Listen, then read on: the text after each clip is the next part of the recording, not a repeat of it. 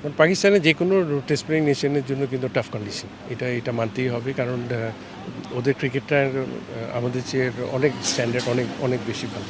তো তারপরেও আমাদেরও এখন টেস্টে কিন্তু ফার্স্ট ক্লাসের অনেক এক্সপিরিয়েন্স আছে প্লেয়ারদের।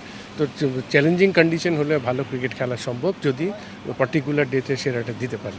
তো আমার বিশ্বাস যে প্লেয়াররা যদি ঠিক মতো নিজেদের মেরে ধরতে পারে তাহলে 5 দিন ভালো ক্রিকেট খেলার যদি প্ল্যানটা করে যেতে পারে তাহলে ভালো ক্রিকেট খেলতে পারে। টি-20 ক্রিকেটটা অবশ্যই ইজ ডিফিকাল্ট। আপনি যখনই অফ ফর্ম থাকবেন তখন আপনাকে রেড বল ক্রিকেটে মনোনিবেশ করতে হবে।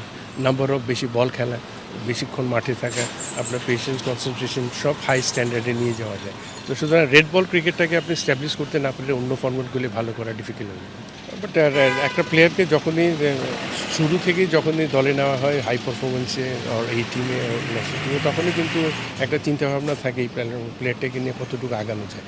তো সেইভাবে প্ল্যান করে কিন্তু আগানো হয়েছে এবং এই প্লেয়ারের যথেষ্ট ক্যাপাবিলিটি আছে লিডারশিপে, এবং বিসিবিও দায়িত্ব দিয়েছে। যদি ভালো মতো নিজের পারফরমেন্সটাকে যদি স্টেবল করতে পারে ইনশাল্লাহ লং টাইম সার্ভ দিতে পারবে। এটা বলা ডিফিকাল্ট এখন, কারণ অনেকগুলি খেলোয়াড় আছে, অনেকগুলি স্ট্যান্ডার্ড প্লেয়ার আছে যাদের মধ্যে থেকে ক্যাপ্টেন করা যায়। অফ ফর্ম থাকে, এটা কিন্তু মানতে হবে। কোনো ক্রিকেটার বলতে পারবে না যে ওর অফ ফর্ম নেই। তো সুতরাং এখান থেকে বারবারও একটা জায়গা থাকে। তো টেকনিক্যালি এখানে হয় কি, যারা টিম ম্যানেজমেন্টে আছে এদেরও দায়িত্ব অনেক। এটা অ্যাটলিস্ট কেন ব্যাটসম্যানরা ধারাবাহিকভাবে খারাপ করছে এটা নিয়ে কাজ করা দরকার। এবং এটার সাথে সাথে কিন্তু অনেকগুলি আমাদের ব্যাটসম্যান আছে যারা আগে পারফর্ম করেছে এখন করতে পারছে না।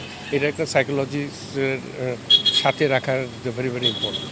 এবং এখন কিন্তু এভরি আদার ডে ম্যাচ, তো ওই সময়টা পাই না। যেহেতু আমরা এখন একটা সময় পেয়েছি প্রায় 4 সপ্তাহের মতো।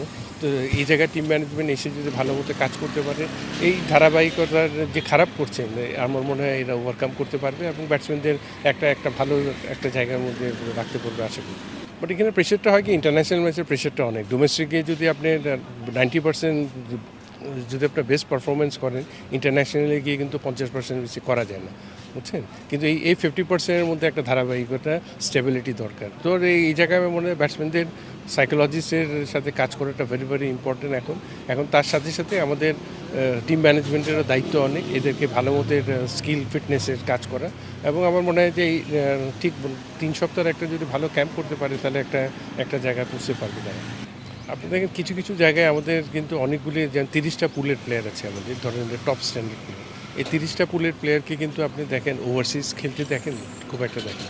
তো এই জায়গায় কিন্তু যথেষ্ট ল্যাকিং আছে। আপনি আগে ইংল্যান্ডে দেখবেন, আপনি আমাদের ঠিক পাশের দেশ ইন্ডিয়া বা পাকিস্তান, শ্রীলঙ্কা দেখেন, ইংল্যান্ডের county cricket, minor county club ক্রিকেটে প্রচুর ছেলেরা খেলে। সেই হিসাবে কিন্তু আমাদের ছেলেরা কিন্তু ওই অপরচুনিটিটা পাচ্ছে না। কেন পাচ্ছে না আমি জানি না, আমাদের সময় কিন্তু আমরা গিয়েছিলাম। তো এই জায়গায় যদি ওইখানে মনোনিবেশটা যদি কম হয়, প্লেয়ারদের কিন্তু এক্সপিরিয়েন্সের ঘাটতিটা যথেষ্ট থাকবে। আপনি আমাদের ডোমেস্টিকের যে স্ট্যান্ডার্ড, এই স্ট্যান্ডার্ড দিয়ে আপনি এখনকার ইন্টারন্যাশনালটাকে আপনি ফাইট করতে পারবেন না। তো সেই জায়গায় কিন্তু আপনাকে ওই জায়গায় মনোযোগটা দিতে হবে, প্লেয়ারদের ওভারসিজে খেলার একটা ব্যবস্থা করতে হবে, বিশেষ করে অফ সিজনটা যাতে ইংল্যান্ডে ক্রিকেট খেলতে পারে সেই জায়গায় ব্যবস্থা করতে হবে। এই সমস্ত জায়গায় যদি আমরা ঠিকমতো প্লেয়ারদের ইনপুটটা দিতে পারি তাহলে দেখবেন 1-2 বছরের মধ্যে একটা ভালো একটা আউটপুট পাওয়া যাবে। এখানে এই যে প্লেয়ারদের কন্ট্রাক্টের যে জিনিসটা, ওভারসিজ যারা খেলবে, এটা টোটালি ইন্ডিভিজুয়াল, প্লেয়ারের সদিচ্ছার ব্যাপার। এখানে আপনাকে কীভাবে অ্যাসিস্ট করছেন, দ্যাটস ভেরি ইম্পর্টেন্ট।